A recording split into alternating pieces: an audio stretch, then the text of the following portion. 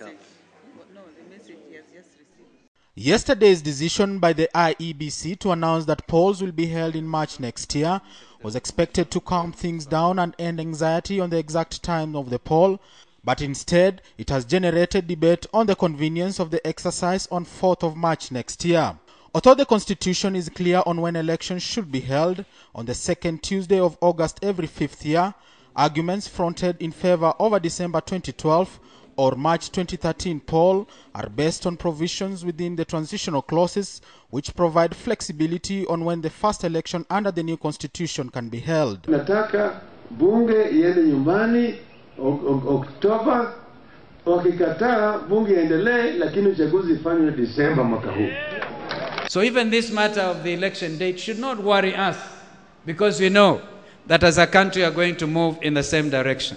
Independent Electoral Commission itself had suggested a December date. They haven't explained to the country what happened to their December date.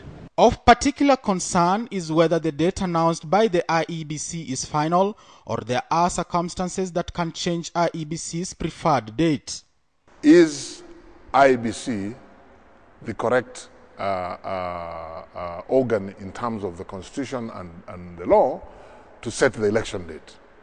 Chairman of the Constitution Implementation Commission, Charles Nyachae, says election date can still be a different date from that given yesterday, given that they do not have the final say on the matter under the transitional clause. He says the Court of Appeal and Supreme Court can overrule High Court's decision on whose background IEBC relied on to come up with the date. Also, President Kibaki and Prime Minister Raila Odinga can agree on a date and dissolve the coalition government. And finally, Parliament can push for constitutional amendment that may set a different date altogether.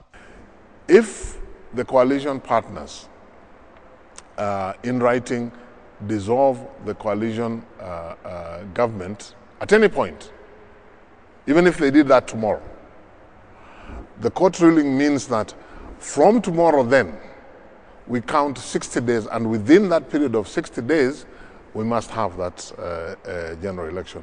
Arguments on the ideal date has been centered around the Constitution provisions vis-a-vis the practicality of its implementations and political interests.